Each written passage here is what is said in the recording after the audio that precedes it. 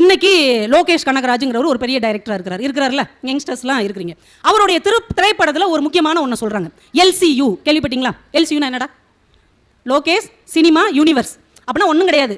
அந்த கைதி படத்தில் வந்தவங்க விக்ரம் படத்தில் வருவாங்க, கைதி படத்தில் வந்த போலீஸ் லியோ படத்தில் வருவாங்க. இப்படி ஏற்கனவே ஒரு டைரக்டரோட படத்தில் வர்றவங்க அடுத்த படத்துலையும் அதோடைய தொடர்ச்சி வந்து அதுக்கு பேர் LCU அப்படின்னு பேர் வச்சுட்டாங்க. ஆனால் ரொம்ப வருஷத்துக்கு முன்னாடி இந்த தமிழ் மண்ணின் சினிமாவையே மாற்றி அமைத்த நம்முடைய தெக்கத்தி மண்ணை சேர்ந்த பாரதி ராஜா அவர்கள் என்னைக்கும் அந்த LCUங்கிற ஒன்றை கொண்டு வந்துட்டார். நீங்க யாருமே அதை கவனிச்சிருக்க வாய்ப்பே இல்லை. உங்களுக்கு நான் ஞாபகப்படுத்துறேன். பாரதி ராஜா அவர்களுடைய முதல் படம் என்னது?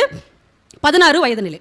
அந்த படத்துல அவர் ஒரு வித்தியாசத்தை செஞ்சிருப்பார். அது வரைக்கும் கமலஹாசன்னா பெரிய அழகுன்னு தான் அர்த்தம். ஆனா அந்த படத்துல அவர் சப்பானியாக்கி கோவணம் கட்ட வச்சு அவர் வாயில வெத்தலையை போட வச்சு மூக்கத்தி எல்லாம் மாட்டி கன்றாவி ஆக்கி விட்டுருப்பார். மயிலுன்னா நம்ம ஸ்ரீதேவி, பரட்டை ரஜினி சார். இப்போ வரைக்கும் ரஜினி சாருக்கு சில பஞ்ச் டைலாக் இருக்கு. அதை முத தொடங்கி வச்ச படம் அதான். இது எப்படி இருக்கு அப்படிம்பாரு அந்த படத்துல. வில்லனா இருந்து பஞ்ச் டைலாக் பேசுவார். அந்த படத்துல கடைசி காட்சி உங்க எல்லாருக்கும் ஞாபகம் இருக்கும். பரட்டை சப்பானி பரட்டையை கொன்றுவாரு, ஜெயிலுக்கு போயிடுவார். இப்போ ரயில்வே ஸ்டேஷன்ல மயில் நின்றுகிட்டு இருக்கும். அந்த படத்தை எப்படி முடிப்பார் பாரதி ராஜா சார்? என்னைக்காவது ஒரு நாள் சப்பானி வருவான், தன்னோடு வாழ்வான் என்கின்ற நம்பிக்கையோடு மயில் காத்திருக்கிறாள். அதோட அந்த படம் முடிஞ்சிடும், ரயில்வே ஸ்டேஷனோட முடிஞ்சிடும். இப்போ அவங்க ஒன்று சேர்ந்தாங்களா சேரலையா நம்மளுக்கு தெரியுமா? சேர்ந்துருவாங்க, நம்ம நம்பிட்டோம்.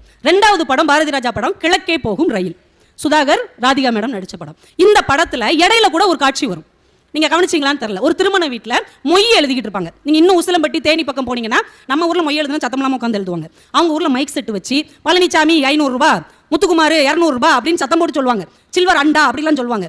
அந்த படத்துல அப்படி ஒரு காட்சி வரும். மொய் அதுல வரிசையா யார் யார் எவ்வளவு மொய்ன்னு சொல்லும் போது ஒரு வார்த்தை சொல்லுவாங்க, பெட்டிக்கடை மயிலு புருஷன் சப்பானி 2 ரூபாய் அப்படிம்பாங்க. வந்துருச்சா?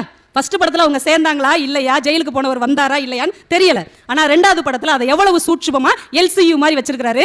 பெட்டிக்கடை மயிலு புருஷே சப்பானி 2 ரூபாய். அப்ப என்ன அர்த்தம்? அவர் வந்துட்டாரு, 2 பேர் கல்யாணமும் பண்ணிக்கிட்டாங்க, ஒரு பெட்டிக்கடையும் நடத்துறாங்க, ஒரு மொய்யில செய்யற அளவுக்கு அவங்க நல்ல நிலைமையிலையும் இருக்கிறாங்க என்பதை தன் அடுத்த படத்திலேயே அவர் காமிச்சார். இதுதான் LCU. அதை இன்னைக்கு இவர் செஞ்சாருன்னா தலையில தூக்கி வச்சுக்கிட்டு ஆடுறோம். ஆனா அன்னைக்கே நம்முடைய பாரதி ராஜா தமிழ் சினிமாவை அப்படியே தெருவுக்கு கூட்டு வந்து நம்முடைய மண்ணின் மைந்தர்களை அடையாளம் செய்தார். அதனாலதான் எத்தனை ஆயிரம் இயக்குனர் வந்தாலும் இயக்குனர் இமயம் என்றால் அது நம்ம பாரதி ராஜா தான் அப்படிங்கிறத அவர் நிலைநிறுத்தி விட்டார்.